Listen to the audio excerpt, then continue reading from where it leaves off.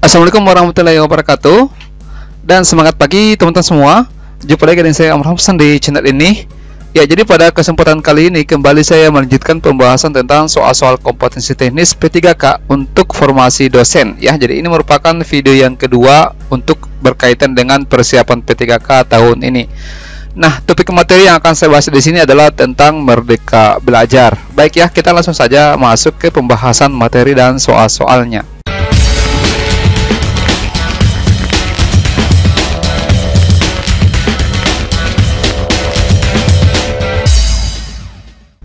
Ya, namun sebelum saya bahaskan soal-soalnya, saya sangat berterima kasih kepada Bapak Ibu, teman-teman semua yang sudah subscribe channel ini ya, serta begitu antusias menonton video di channel Ruang Tentor. Saya mendoakan kalian semua bisa lolos ya tahun ini dan menjadi salah satu sumber kebahagiaan. Baik, jadi sekarang kita sudah sampai di soal nomor 7 ya, karena ini merupakan kelanjutan dari video sebelumnya. Oke. Nah, di sini soalnya untuk nomor 7, payung hukum dari kebijakan kampus Merdeka. Ya, jadi yang ditanyakan di sini payung hukum dari kebijakan kampus Merdeka. Nah, sebelum saya bahas di sini, karena di sini ada 5 poin ya yang merupakan payung hukum kebijakan kampus Merdeka. Jawabannya di sini pilihannya ya, apakah 1 dan 2, 2 dan 3, 3 dan 4, 2, 3, 5 atau semuanya benar. Nah, sebelum saya tentukan pilihan di sini saya berikan penjelasan terlebih dahulu. Ya. Jadi untuk program Kampus Merdeka Bapak Ibu, teman-teman, ini merupakan suatu program yang dinilai mampu mengatasi polemik dan situasi terkini di dunia pendidikan. Nah, program ini yang diprakarsai oleh Menteri Pendidikan Indonesia yaitu Nadiem Makarim atau yang biasa disapa dengan Mas Menteri. Ini nyatanya juga sudah menyiapkan program unggulan yang sangat menarik. Ya. Program tersebut itu dirancang untuk menciptakan kultur belajar yang sangat inovatif, tidak mengekang dan tidak memenuhi kebutuhan peserta didik. Ini pengantar ya berkaitan dengan program Kampus Merdeka yang didirikan oleh Mas Menteri Pendidikan Indonesia itu Nadiem Makarim. Nah, di samping itu pemerintah juga sudah menyiapkan payung hukum untuk mewadahi program ini. Nah, apa saja yang menjadi payung hukum dan program dari kebijakan Kampus Merdeka ini, Bapak Ibu? Jadi, yang merupakan payung hukum dari kebijakan Kampus Merdeka adalah semua yang ada di poin-poin ini. Jadi, ada 5 poin yang merupakan payung hukum dari Kampus Merdeka. Jadi, jawabannya semua benar ya. Saya jelaskan sedikit. Untuk yang pertama di sini Permendikbud nomor 3 tahun 2020 yaitu mengatur tentang standar nasional pendidikan tinggi. Jadi untuk nomor 3 tahun 2020 itu tentang standar nasional pendidikan tinggi. Kemudian payung hukum yang kedua yaitu Permendikbud nomor 4 tahun 2020 itu tentang perubahan perguruan tinggi negeri menjadi perguruan tinggi negeri Badan Hukum atau PTNBH. Poin yang ketiga yaitu Permendikbud nomor 5 tahun 2020 tentang akreditasi program studi dan perguruan tinggi. Ya. Kemudian poin yang keempat, payung hukum yang keempat adalah Permendikbud nomor 6 tahun 2020. Ya. Ini tentang penerimaan mahasiswa baru program sarjana pada perguruan tinggi negeri. Kemudian payung hukum yang kelima adalah Permendikbud nomor 7 tahun 2020. Ini mengatur tentang pendirian, perubahan, pembubaran perguruan tinggi negeri, dan pendirian, perubahan, serta pencabutan izin perguruan tinggi swasta. Oke, jadi dihafal semua ini Bapak Ibu ya, payung hukum dari kebijakan Kampus Merdeka ini. Oke, next. Nomor 8, diperhatikan. Ya, di sini soalnya episode kedua. Oke.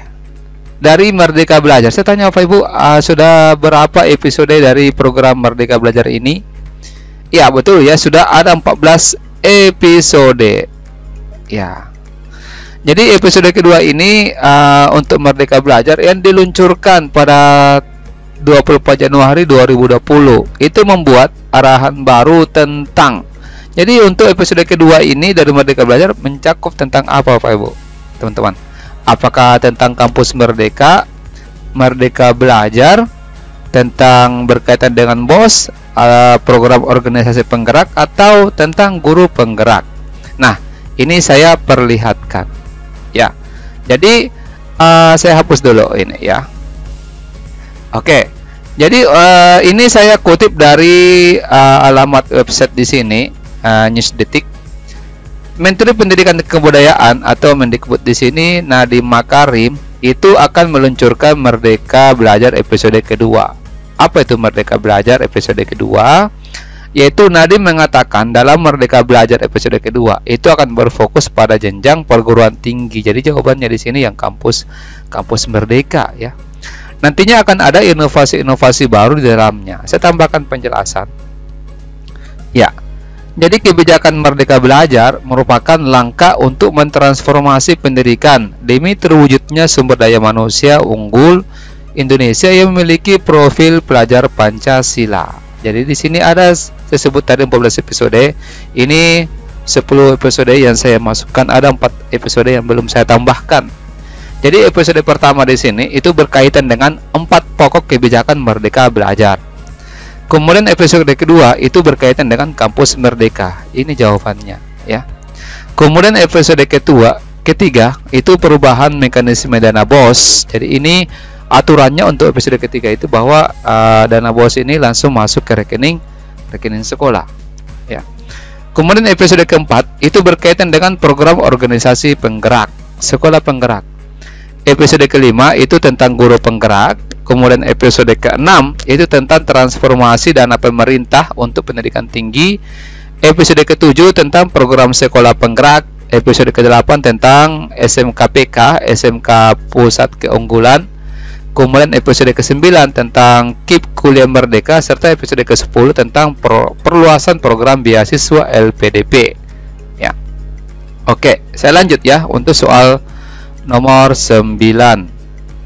Ya, diperhatikan di sini. Nah, pada program Kampus Merdeka terjadi perubahan definisi dari SKS. SKS ini yang dulunya sebelumnya disebut dengan satuan kredit semester, ya. Jadi pada program Kampus Merdeka ini SKS bukan lagi itu kepanjangannya. Apa namanya? Definisi dari SKS ya, sebutkan. Apakah jam belajar, jam kegiatan, jam mata kuliah, jam belajar di kelas, atau jam praktik. Nah, sekarang ini. Jadi Mendikbud menjelaskan terdapat perubahan pengertian mengenai SKS. Setiap SKS itu diartikan sebagai jam kegiatan. Jadi jawabannya di sini adalah B. Bukan lagi jam belajar. Bukan lagi jam belajar, sistem kredit semester. Kegiatan di sini, jadi yang mana di sini yang menjadi jam kegiatan bagi mahasiswa apa saja. Jadi bukan cuma jam belajar di kelas. Jadi kalau misalkan 4 SKS bukan sebatas itu, teman-teman. Ya. Jadi kegiatan di sini berarti belajar di kelas salah satunya, ya.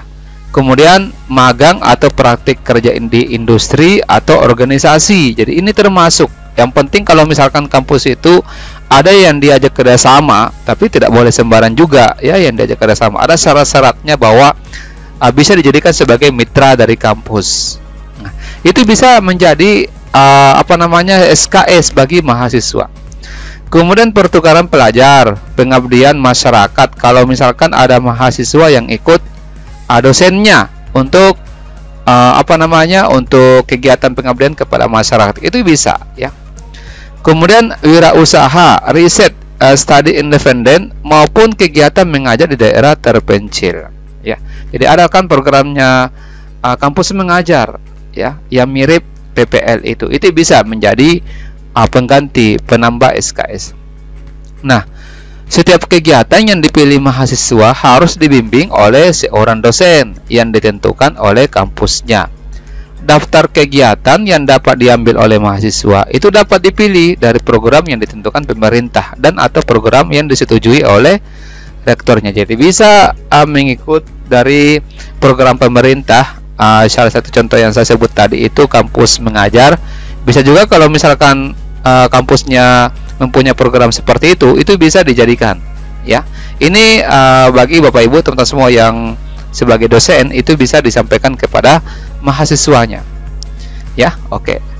Next, nomor 10. Diperhatikan.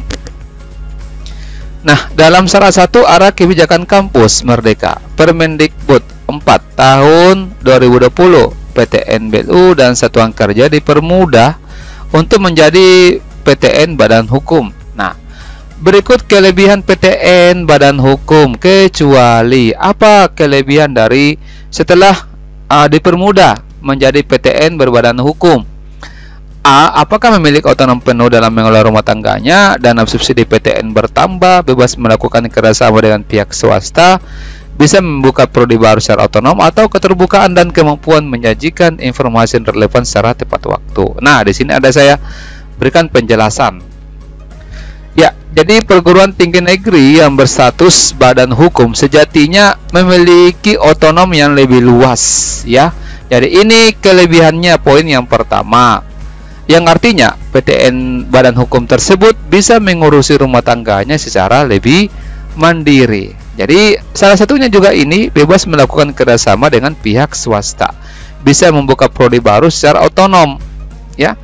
Kemudian adanya keterbukaan dan kemampuan menyajikan informasi yang relevan secara tepat waktu. Berarti E termasuk, ya, sesuai dengan peraturan perundang-undangan dan standar pelaporan yang berlaku pada pemangku kepentingan. Nah, di balik keuntungan-keuntungan diperoleh tersebut, bukan berarti PTN badan hukum itu tidak memiliki kelemahan. Nah, apa kelemahannya? Di antaranya yaitu pemerintah akan mengurangi dana subsidi PTN. Kenapa? Karena diyakini bahwa setiap perguruan tinggi itu sudah menjalin kerjasama dengan pihak-pihak tertentu yang bisa dijadikan sebagai mendatangkan dana tambahan, ya. Jadi makanya di sini penjelasan, akan tetapi perguruan tinggi negeri berbadan hukum diberikan keleluasaan dalam mencari dana tambahan dari pihak swasta guna menjalankan aktivitas kampus untuk pembangunan infrastruktur dan lainnya. Wah, ini mantap, ya. Jadi dana subsidi PTN itu salah ini, ya. Ini yang kecuali itu berkurang. Jadi nantinya akan berkurang dana subsidi dari pemerintah untuk perguruan tinggi. Silakan berkreasi, ya. Nah, disinilah mau dilihat bagaimana kreativitas dari masing-masing kampus, apakah itu PTN maupun PTS, ya. Oke, next, nomor 11 diperhatikan. Nah, di sini nomor 11, Kementerian Pendidikan dan Kebudayaan memiliki otonomi perguruan tinggi negeri dan swasta untuk melakukan pembukaan program studi baru dalam rangka kebijakan kampus merdeka. Hal ini sejalan dengan peraturan. Nah, ini tadi sudah saya sebutkan, ya. Itu jawabannya adalah E. Permendikbud nomor 7 tahun 2020. Lengkapnya seperti ini. Peraturan Menteri Pendidikan dan Kebudayaan Republik Indonesia nomor 7 tahun 2020 itu tentang pendirian, perubahan, pembubaran perguruan tinggi negeri dan pendirian, perubahan, dan pencabutan izin perguruan tinggi swasta. Lebih lengkapnya Pak Ibu bisa di-download, ya. Saya yakin banyak di internet, bisa di-download yang resminya, ya. Oke. Nomor 12 diperhatikan. Perhatikan pernyataan berikut. Ya, otonomi pembukaan program studi baru ada 4 poin. Program reakreditasi yang bersifat otomatis dan sukarela. Syarat PTN badan hukum diperketat, hak mahasiswa untuk mengambil mata koridor prodi. Ini sudah saya jelaskan sebelumnya, ya. Yang merupakan kebijakan kampus merdeka yang diusung pada tahun 2020. Oke.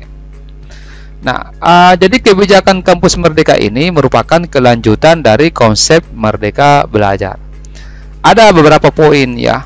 Yang pertama, otonomi bagi perguruan tinggi negeri PTN dan PTS untuk melakukan pembukaan atau pendirian program studi baru. Berarti ini termasuk, ya. Otonomi ini tapi ada syaratnya. Otonomi ini diberikan jika PTN dan PTS tersebut itu memiliki akreditasi A dan B. Ya, tidak boleh C. Dan telah melakukan kerjasama dengan organisasi dan atau universitas yang masuk dalam QS Top 100 World University. Ya, apa itu QS? Sebentar saya jelaskan. Pengecualian, kecuali berlaku untuk prodi kesehatan dan pendidikan. Ditambahkan oleh Kementerian Pendidikan dan Kebudayaan. Seluruh prodi baru akan otomatis mendapatkan akreditasi C. Oke, jadi ini termasuk, ya. Ini juga masuk. Jadi program reakreditasi yang bersifat otomatis ya untuk seluruh peringkat dan bersifat sukarela ya bagi perguruan tinggi dan prodi yang sudah siap naik peringkat. Kemudian yang ketiga, kebebasan bagi PTN Badan Layanan Umum, BELU dan satuan kerja untuk menjadi PTN Badan Hukum. Jadi dipermudah ya, bukan diperketat. Jadi ini salah. Nah, kemudian memberikan hak kepada mahasiswa untuk mengambil mata kuliah di luar prodi dan melakukan perubahan definisi satuan kredit semester. Jadi ini termasuk. Jadi jawabannya adalah 1, 2 dan 4. D. Oke, bisa ya. Next, nomor 13. Ya, oke, kita tambah ya nomor 13 sekarang. Pokok-pokok kebijakan Merdeka Belajar tentang kampus Merdeka sebagai berikut, kecuali ada kata kecuali. Oke, ini saya langsung perlihatkan saja ya. Jadi untuk Merdeka Belajar tentang kampus Merdeka yaitu termasuk pembukaan prodi baru, ya. Kemudian ini sistem akreditasi perguruan tinggi ya, masuk juga. Kemudian hak belajar 3 semester di luar prodi. Ini yang salah ya, bukan 4 tapi 3. Jadi salah ini. Kemudian perguruan tinggi negeri berbadan hukum ya. Ini. Oke. Bisa ya teman-teman semua.